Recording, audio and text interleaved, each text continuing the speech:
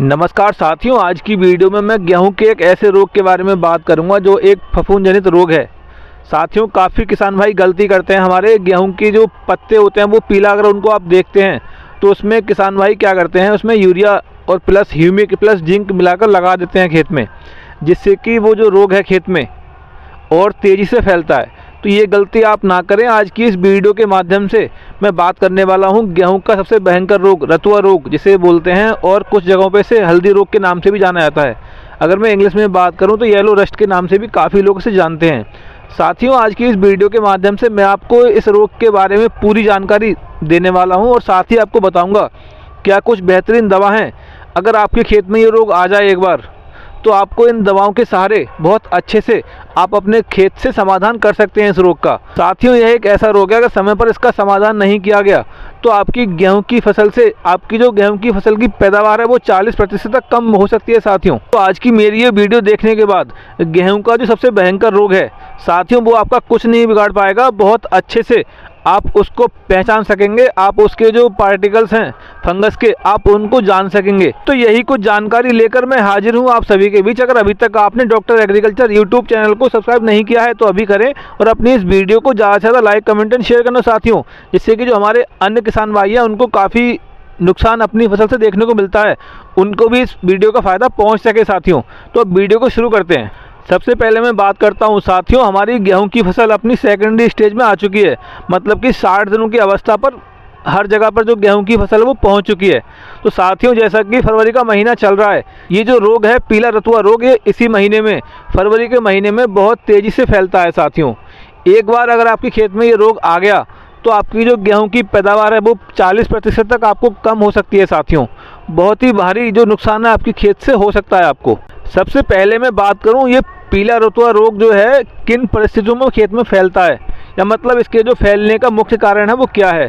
तो साथियों, इस महीने में जो नमी है वो काफ़ी दिनों से लगातार खेत में बनी रहती है, और साथ ही काफ़ी देखा जाता है कि धूप बहुत कम निकलती है, या फिर जो धूप दिन में निकलती है बहुत तेज़ निकलती है, और रात को जो तापमान है वो नीचे चला जाता है। तो जो ह्यूमिडिटी है वो खेत में काफ़ी बढ़ जाती है, जिसके कारण इसके जो बैक्टीरिया हैं या फंगस है वो काफ़ी तेज़ी से एक्टिव हो जाता है, और जिसकी वजह से ये जो रोग है हमारे खेतों में फैलना शुरू कर देता है साथियों। तो अगर समय पर इसका समाधान नहीं किया गया तो भारी नुकसान आपको अपनी गेहूं की फसल से देखने को मिलेगा साथियों। अब मैं अगर इस हल्दिया रोग की पहचान की बात करूं कि कैसे आप इसको पहचान सकते हैं, तो साथियों सबसे पहली जो बात है, काफ़ी हमारे किसान भाई गलती करते हैं, खेत को देखते हैं पीलापन हमारे खेत में आ चुका है तो वो क्या करते हैं, दुकान पर जाते हैं, urea plus zinc plus humic लेकर दुकान से और अपने खेत में लगा देते हैं, और वो सोचते हैं कि ये पीलापन जो है वो इनसे ठीक हो जाएगा। तो साथियों, सबसे बड़ी जो गलती आप करते हैं यूरिया लगाकर खेत में अपने इस समय पे, ठीक है। अगर ये खेत में आपके रोग आ चुका है हल्दिया रोग, तो यूरिया लगाने से ये इस रोग की जो फंगस है बहुत तेज़ी से फैलेगा खेत में, ठीक है। ऐसी स्थिति में आप यूरिया बिल्कुल ना लगाएं खेत में अपने। अब अगर मैं इसकी सही पहचान की बात करूं तो धब्बे पड़ जाते हैं पीले पीले रंग के, या पत्ता लगता है कि जला जला सा लग रहा है नीचे की तरफ को, ठीक है। आप ऊपर का पीलापन ना देख के जो नीचे जड़ों में पीलापन होता है वो आपको देखना चाहिए। कुछ कुछ हल्दी जैसी जो रंग है वो पत्तों का बन जाता है, बिल्कुल हल्दी की तरह पीला पीला, तब आप समझ लीजिए कि हमारे खेत में जो हल्दिया रोग है या पीला रतुआ रोग है वो दस्तक दे चुका है। तो समय पर इसका समाधान अगर आपने नहीं किया समय रहते तो आपको जो भारी नुकसान है खेत से देखने को मिलेगा, और अगर बाद में दवा गोली लगाने से आपको कोई फ़ायदा नहीं मिलने वाला साथियों।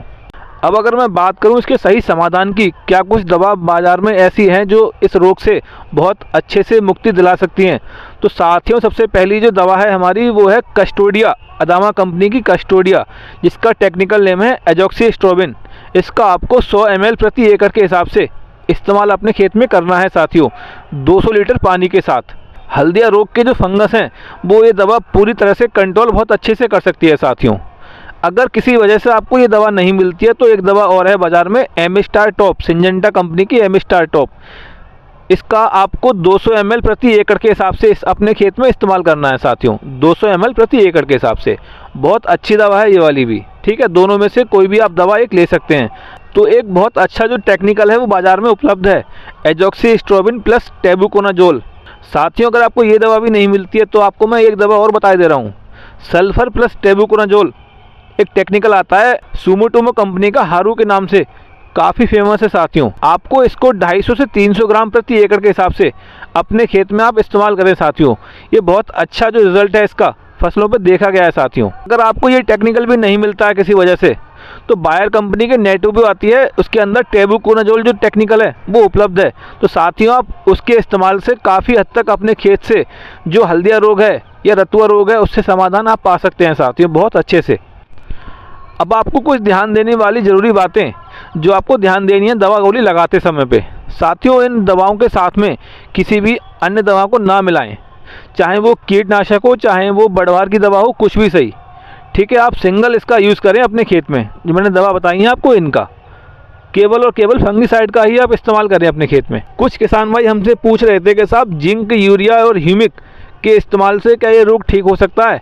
तो साथियों जैसा कि मैंने आपको बताया, यूरिया के इस्तेमाल से ये जो रोग है बहुत तेज़ी से हमारे खेत में फैलेगा साथियों। तो आप ऐसी गलती बिल्कुल भी ना करें। यूरिया और जिंक जो भी हैं उनका बिल्कुल भी इस्तेमाल इस रोग में ना करें, ठीक है। जो इसकी सही पहचान है वो आपको मैंने बताई, आप उसके अनुसार अपना जो आगे का कार्य है वो करें पूरा सही से। हमारे भारत में जो गेहूं की फसल है एक मुख्य फसल मानी जाती है साथियों, और काफ़ी अच्छी जो पैदावार है किसान भाई को मिलती है। थोड़ा अगर आपने अच्छे से अपनी फसल को पाला तो आपको एक अच्छी पैदावार, अच्छा मुनाफा अपने खेत से निश्चित मिलेगा साथियों।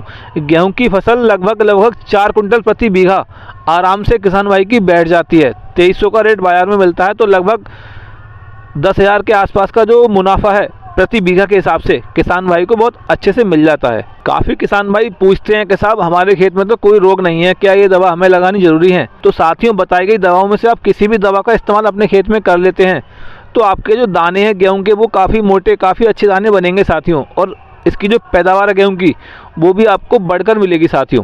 दी गई जानकारी आपको मेरी अच्छी लगी हो तो मेरी इस वीडियो को आप लाइक करें, अपने डॉक्टर एग्रीकल्चर यूट्यूब चैनल को आप सब्सक्राइब करें। धन्यवाद।